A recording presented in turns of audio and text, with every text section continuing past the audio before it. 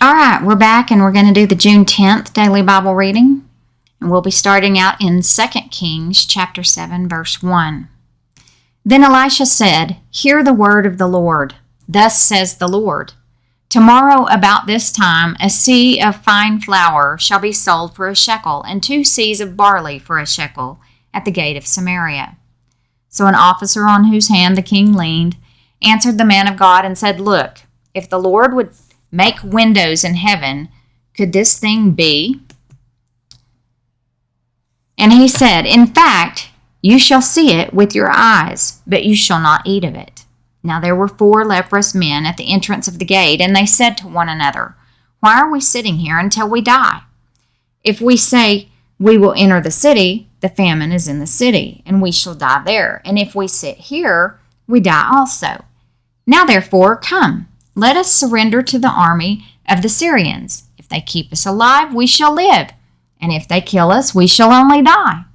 And they rose at twilight to go to the camp of the Syrians. And when they had come to the outskirts of the Syrian camp, to their surprise, no one was there. For the Lord had caused the army of the Syrians to hear the noise of chariots and the noise of horses, the noise of a great army. So they said to one another, "Look, the king of Israel has hired against us the kings of the Hittites and the kings of the Egyptians to attack us." Therefore they arose and fled at twilight and left the camp intact, their tents, their horses, and their donkeys, and they fled for their lives. And when these lepers came to the outskirts of the camp, they went into one tent and ate and drank and carried from it silver and gold and clothing and went and hid them. Then they came back and entered another tent and carried some from there also and went and hid it. The Hittites and the Egyptians.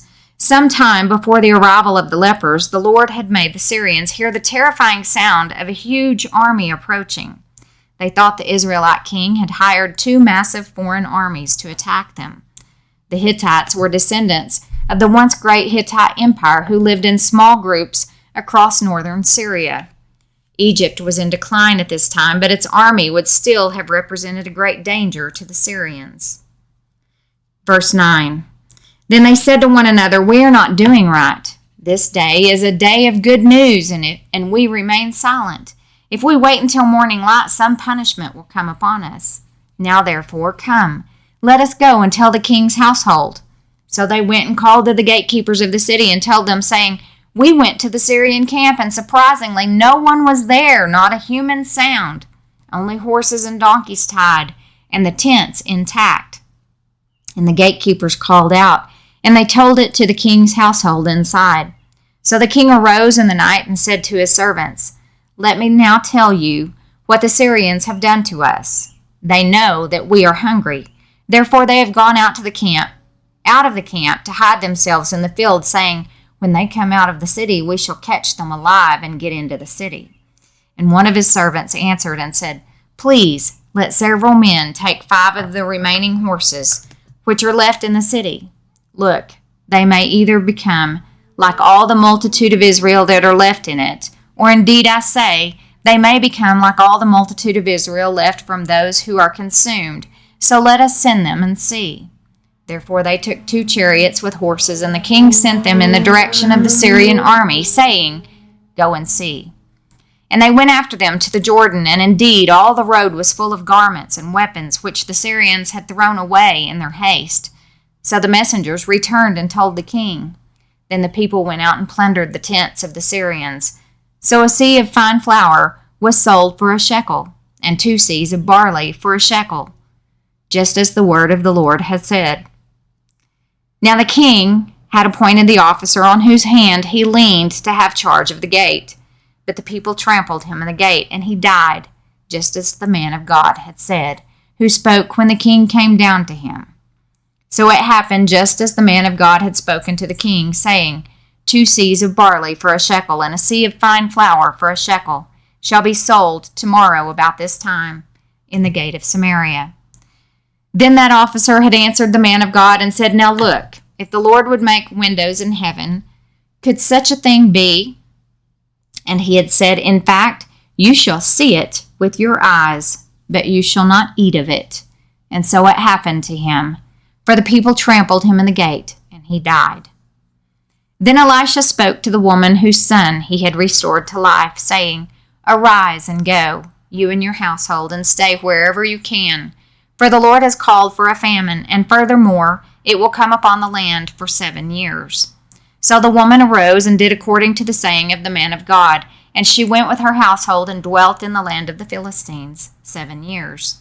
It came to pass at the end of 7 years that the woman returned from the land of the Philistines, and she went to make an appeal to the king for her house and for her land.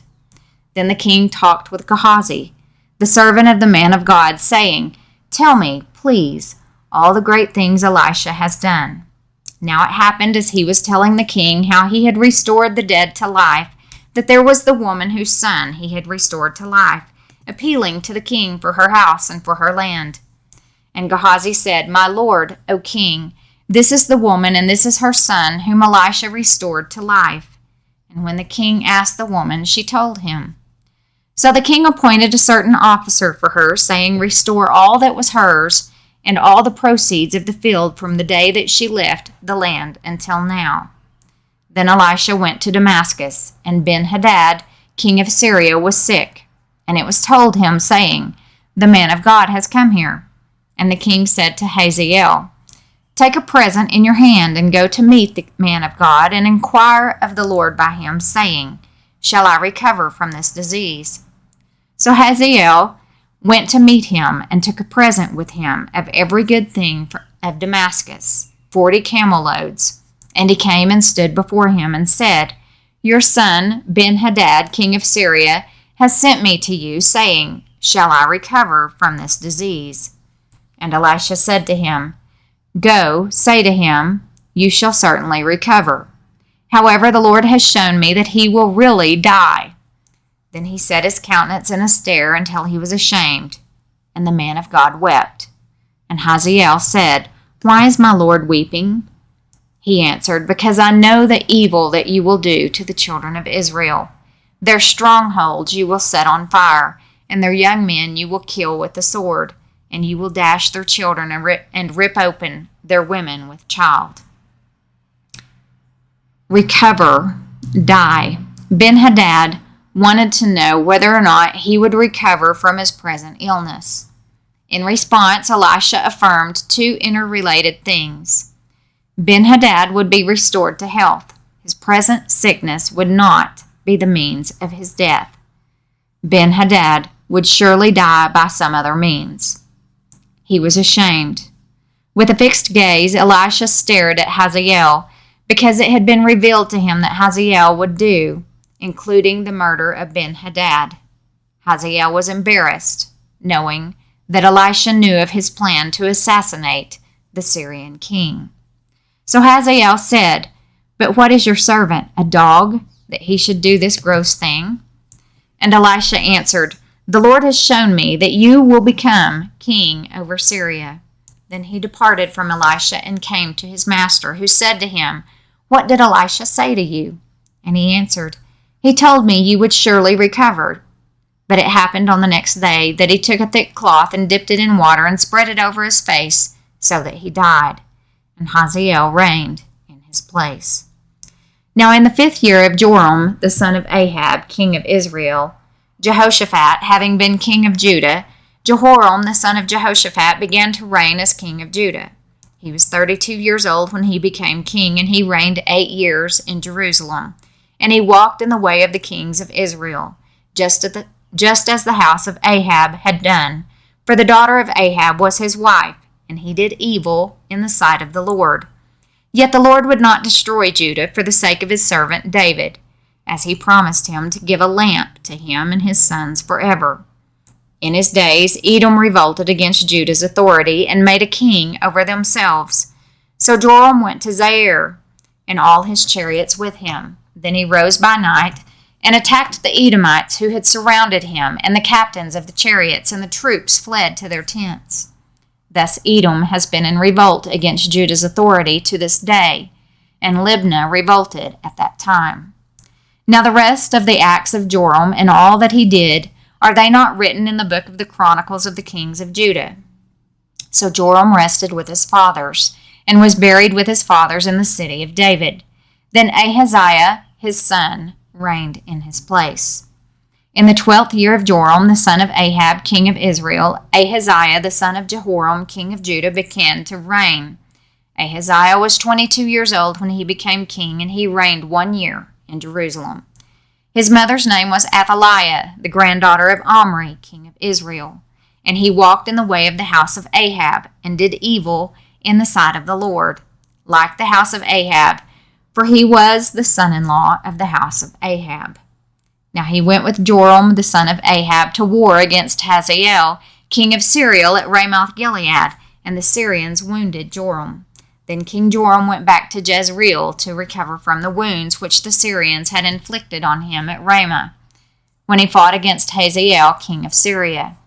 And Ahaziah, the son of Jehoram, king of Judah, went down to see Joram, the son of Ahab, in Jezreel, because he was sick. Psalm 72, beginning in verse 8.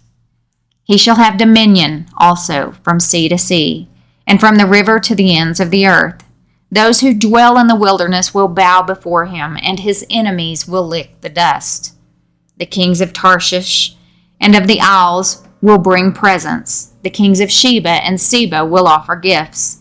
Yes, all the kings shall fall down before him. All nations shall serve him. Tarshish, Seba, countries near and far, which brought tribute to Solomon. Tarshish is probably in Spain, and Sheba, a kingdom in southern Arabia, modern Yemen, and Seba, a North African nation. Verse 12. For he will deliver the needy when he cries, the poor also, and him who has no helper. He will spare the poor and needy, and will save the souls of the needy. He will redeem their life from oppression and violence, and precious shall be their blood in his sight, and he shall live. And the gold of Sheba will be given to him. Prayer also will be made for him continually, and daily he shall be praised. There will be an abundance of grain in the earth.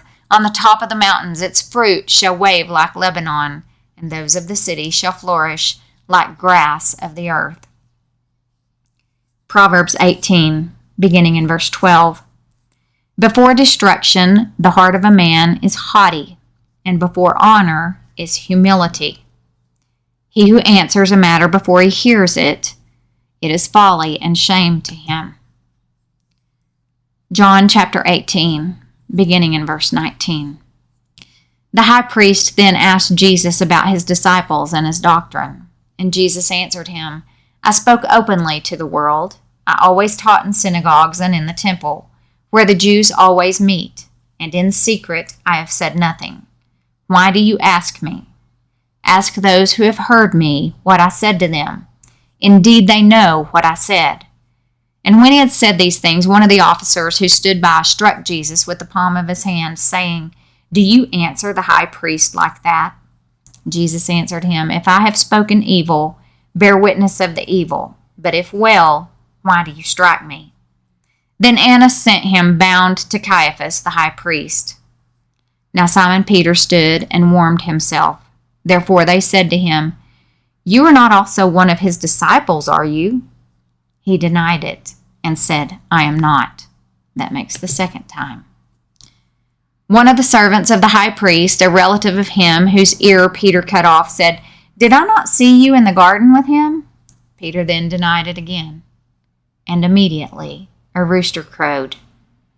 Then they led Jesus from Caiaphas to the praetorium, and it was early morning. But they themselves did not go into the praetorium, lest they should be defiled, but that they might eat the Passover.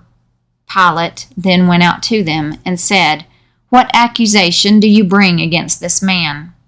They answered and said to him, If he were not an evildoer, we would not have delivered him up to you. Then Pilate said to them, You take him and judge him according to your law. Therefore the Jews said to him, It is not lawful for us to put anyone to death, that the saying of Jesus might be fulfilled, which he spoke, signifying by what death he would die. Then Pilate entered the praetorium again, called Jesus, and said to him, Are you the king of the Jews? And Jesus answered him, Are you speaking for yourself about this, or did others tell you this concerning me? Pilate answered, Am I a Jew? Your own nation and the chief priest have delivered you to me. What have you done? Jesus answered, My kingdom is not of this world. If my kingdom were of this world, my servants would fight, so that I should not be delivered to the Jews. But now my kingdom is not from here. Pilate therefore said to him, Are you a king then? Jesus answered, You say rightly that I am a king. For this cause I was born, and for this cause I have come into the world, that I should bear witness to the truth. Everyone who is of the truth hears my voice. Pilate said to him, What is the truth? What is truth? And when he had said this, he went out again to the Jews and said to them, I find no fault in him at all. But you have a custom that I should release someone to you at the Passover. Do you therefore want me to release to you the King of the Jews?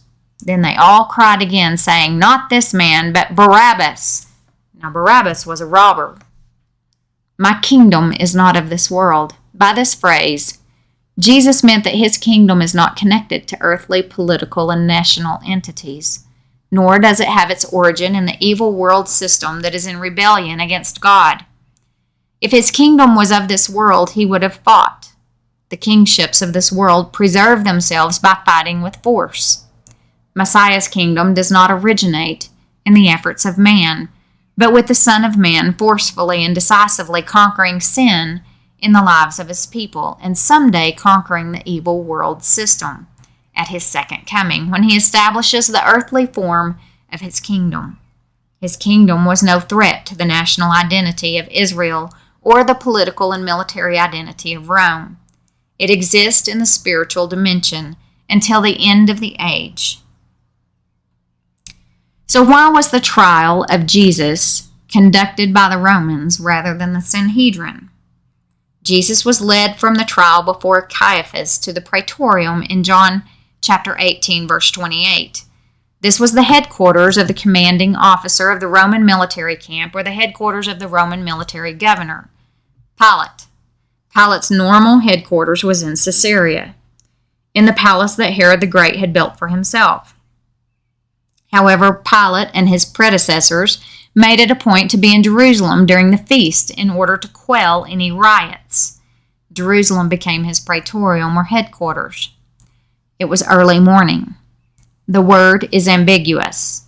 Most likely it refers to around 6 a.m., since many Roman officials began their day very early and finished by 10 or 11 a.m.